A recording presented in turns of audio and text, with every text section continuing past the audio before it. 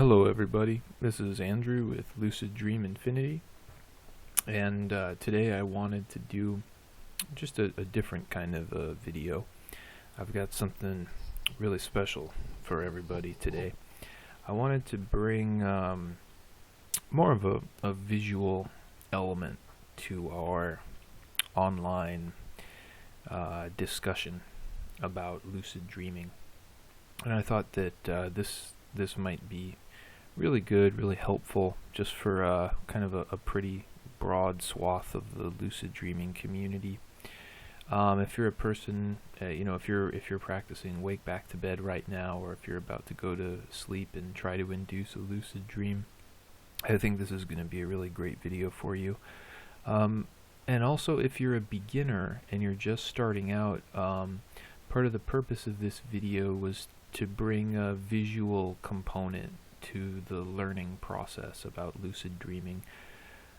I know that when I was a beginner, a lot of my learning was focused on watching YouTube videos and also on books, and it wasn't until a little bit later on in my practice from then that I sort of realized the power that pictures and artwork can have in influencing your lucid dreams. So I just wanted to kind of bring that sort of a dimension to this video, because I think that it'll be helpful for a lot of people. Alright, so let's get started. We're just going to be sort of scrolling through these pictures one at a time, talking about lucid dreaming, spirituality. I might read some passages from my favorite book. So this is a picture that came up under a search for Buddhist fantasy artwork. And one thing I like to do when I see pictures is to imagine myself in the picture, in the landscape, just doing different things. So you can kind of imagine using your induction technique, and then kind of finding yourself in an environment like this, using whatever the expectation effect, or using your will, intent, emotional energy. There's a lot of different ways that you can bring yourself into an environment like this, but that is a subject for a different video. So you can imagine, though, being inside of this painting and picturing yourself inside of it, and how doing that might lend itself quite naturally to lucid dreaming as well. And this sort of gets into the concept of visualization. I think that it's kind of connected to that in a lot of ways. So just to give you kind of an idea of what you could do, or what I would do, is maybe I'd walk up these steps, and then I'd probably ask myself, well, I'm in a lucid dream, why am I walking? Then I would probably fly over here and maybe explore this waterfall, and maybe soar up into these mountains and into the clouds through the sky. I might swoosh down here and try going underwater, and then breathing underwater is also something that's possible. I've got some cool pictures of that stuff. We'll talk more about underwater adventures in lucid dreams later. But in this picture, one thing that you could do is you could go over to this statue of Buddha, and maybe you could ask it a question, and maybe it comes to life and gives you an answer. In that respect, one other thing I wanted to touch on here was speaking in lucid dreams. I think that Tim Post talked about this, and I think I've heard Robert Wagner speak about it as well. There's something really powerful about speaking in lucid dreams, and making requests to the dream, and saying, like, in an environment like this, you could say something, you could say anything, but if you wanted to have like a spiritual experience, you could say something like, I want to experience nirvana, or I would love to have an experience of enlightenment, right now, or I want to become an awakened human being. And then just see what happens. I've done that a few times myself, and it's been a pretty reliable method for experiencing really great awakening experiences. But anyway, I can tell you about those dreams in a different video as well. Let's keep moving along here. This is another image that came up under that Buddhist fantasy artwork search I did on Google Images. I had never seen the Buddha depicted in such a wrathful aspect. I've never seen him depicted with so much muscle and looking so fierce. It was kind of instantly, I'm just really fascinated with this picture, and the artwork is just phenomenal. Look at the eyes, are kind of glowing white. To me, like this, it just,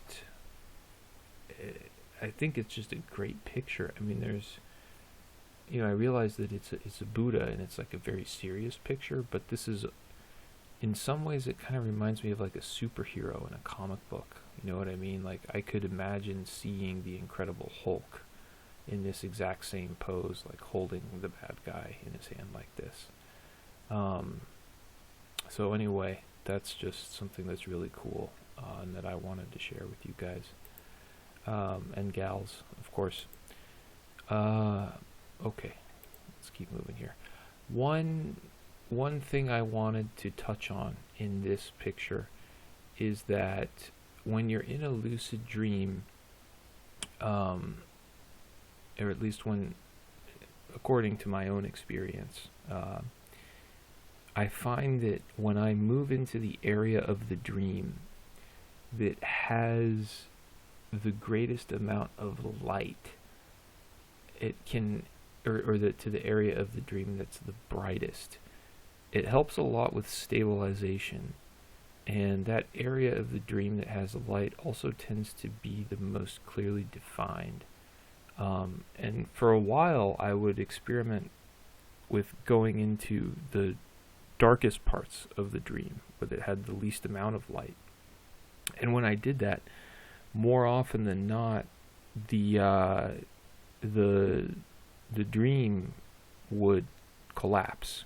And I made that mistake many times. So at least for myself, when I'm in the lucid dream state, I try to stick to the areas that have the greatest amount of light, and that's been really helpful for producing longer lucid dreams and a more stable dream environment as well.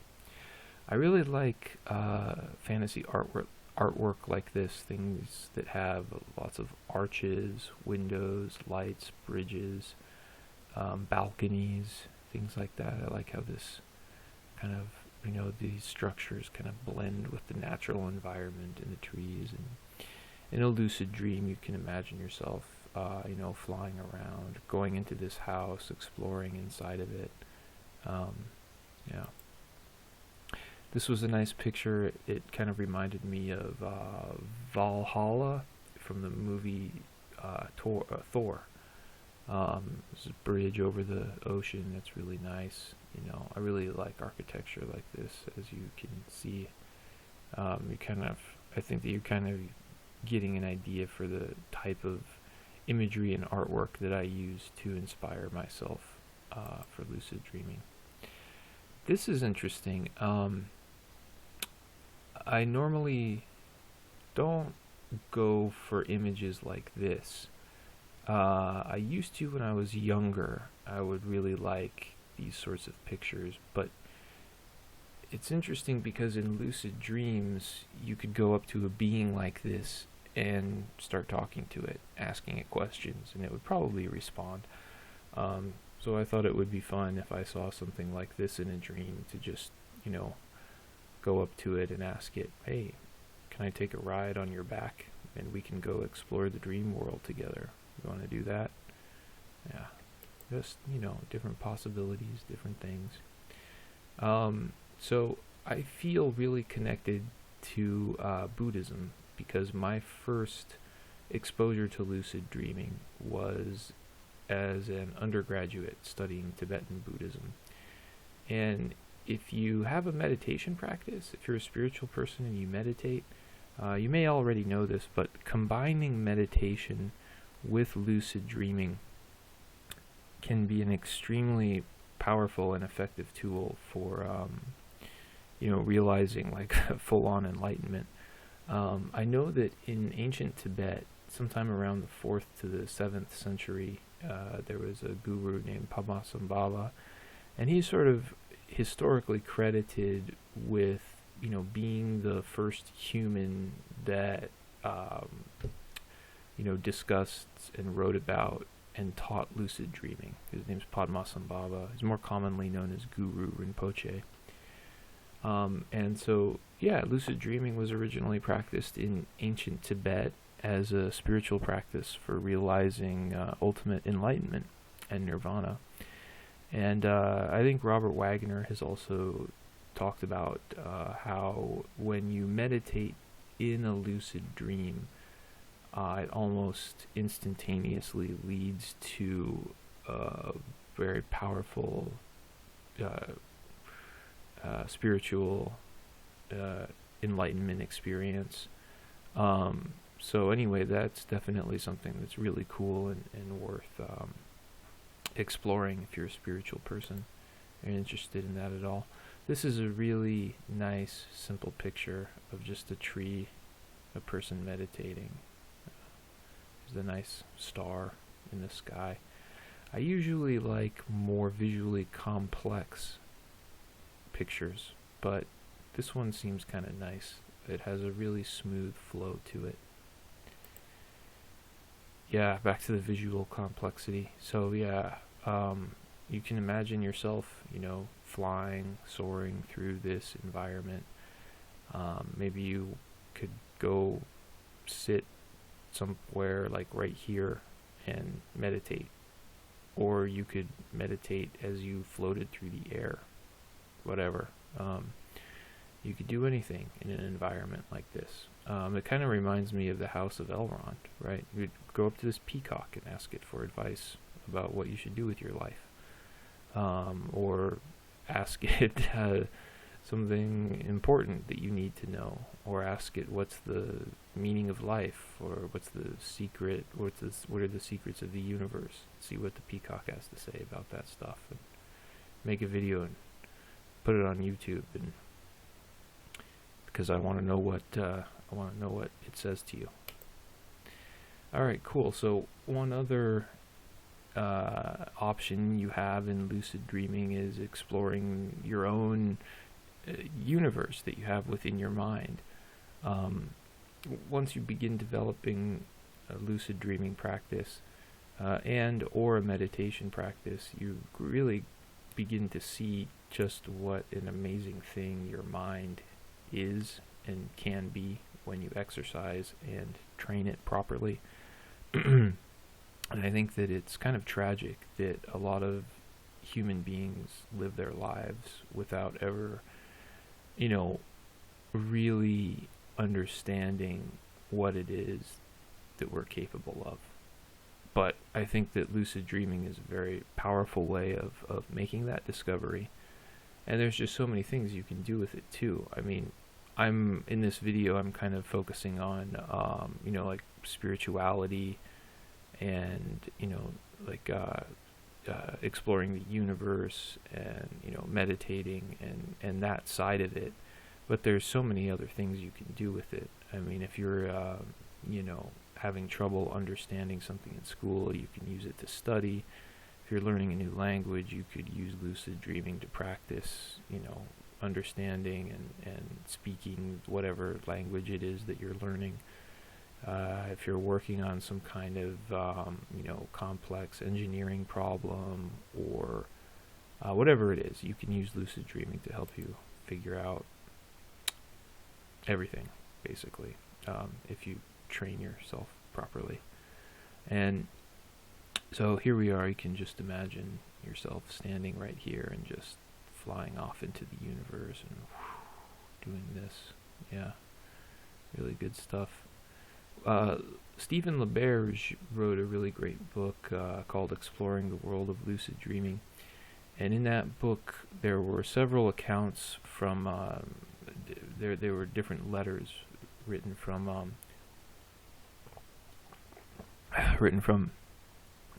different professionals all across the United States.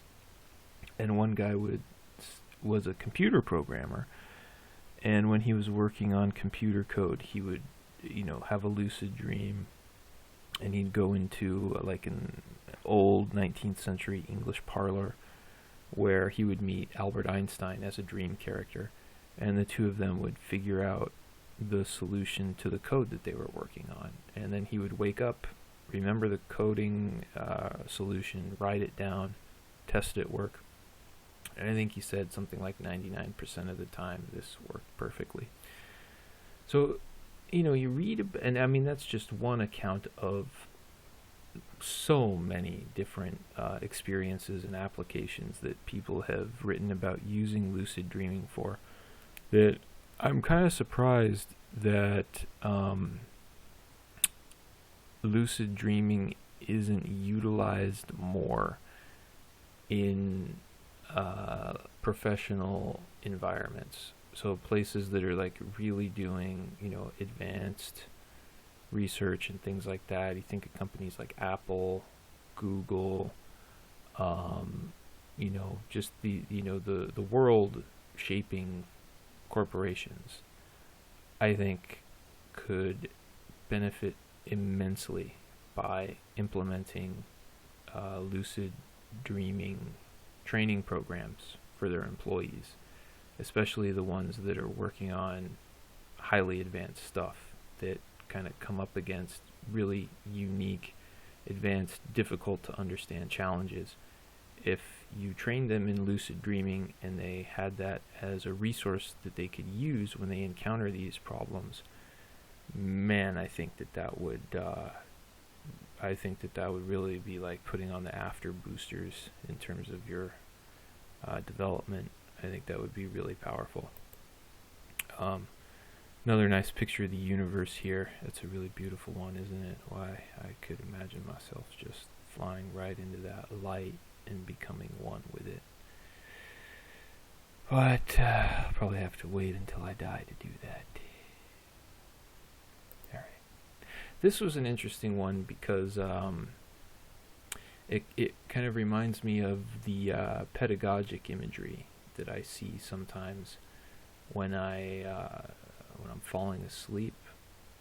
I don't see this stuff every night, but when I do and I'm aware of it, it's usually a signal that I'm gonna have some kind of really cool dream.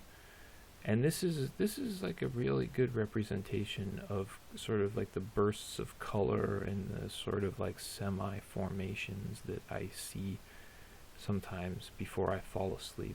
I think a lot of, not pedagogic, it's a hypnagogic imagery. Geez, so many freaking words, I get confused sometimes. Pedagogic, or teaching methods. Yeah, hypnagogic imagery. Yeah, this is a nice, this is kind of like, gives you a good idea of what hypnagogic imagery looks like. So there's like some form with these circles. Some things are kind of like a little bit defined, but it's all just sort of this semi like psychedelic mass of color. And that's this is kind of exactly what my hypnagogic imagery looks like. I like that picture a lot.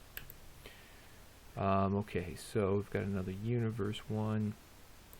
I promised to talk about having adventures underwater, and if you've never tried to breathe in a lucid dream underwater, it's really cool. It's very simple. It's easy to do.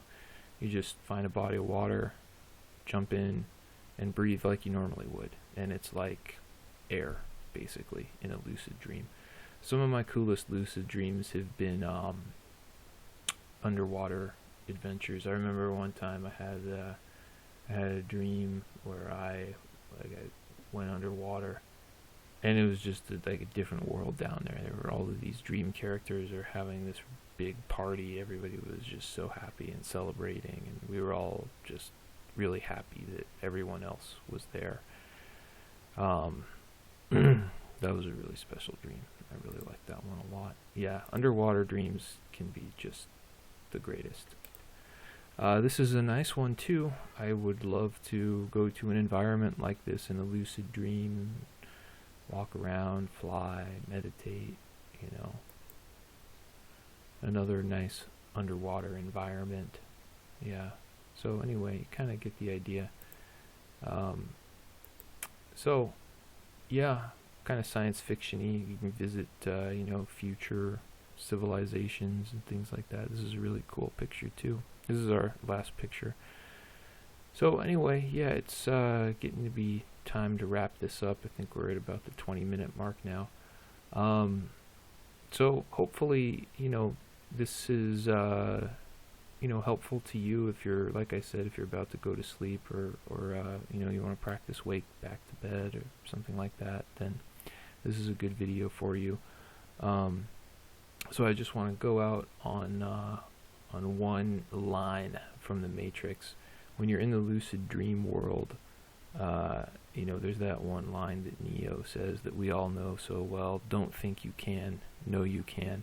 I think that Tim Post has also talked about just what a beautiful line that is in terms of describing lucid dreaming. I mean, that's just like, it hits the nail right on the head. It hits the nail right on the head. I love that line so much. So when you're in there and when you're in the lucid world, be full of confidence. It's your dream, it's your mind, it's your consciousness. Don't think you can, know you can. I wanted to also, before we sign off here, there's a great book that I think everybody should buy and read. It's into lucid dreaming. It's called Lucid Dreaming: Gateway to the Inner Self by Robert Wagner. And there's a lot of stuff in this book that I really like. But for me, I think one of the things that resonated the most with me was the things that he says about the power of will and emotional energy in the lucid dream state.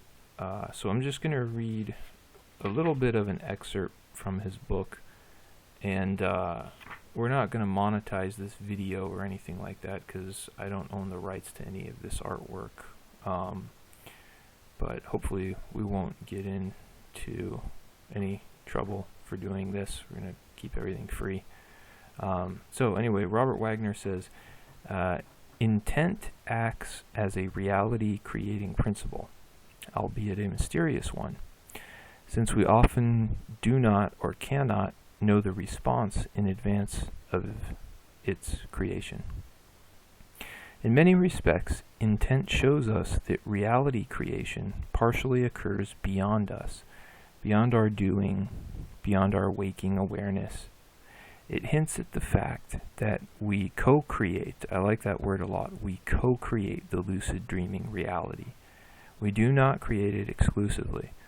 Unlike expectation, belief, or focus, by which we know what to expect to transpire, the use of intent reaches more deeply, eliciting a response beyond our waking knowing. Will differs from intent. Lucid dreamers often use their will to create deeply desired events in the dream environment. As Don Juan said, will is something a man uses, for instance, to win a battle which he by all calculations should lose. Will is a power.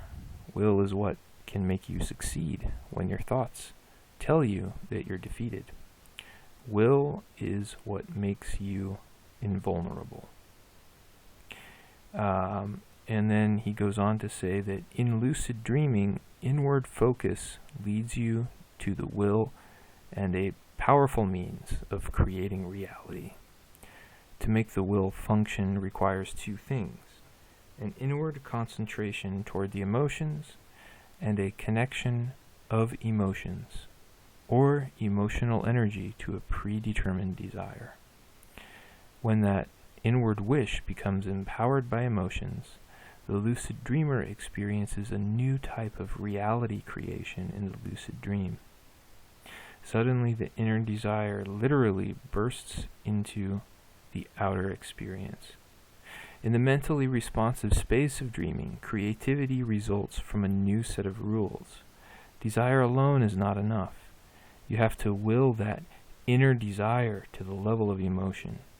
There, your will, combined with emotional energy, explodes in a flash of creation. This is great, great stuff.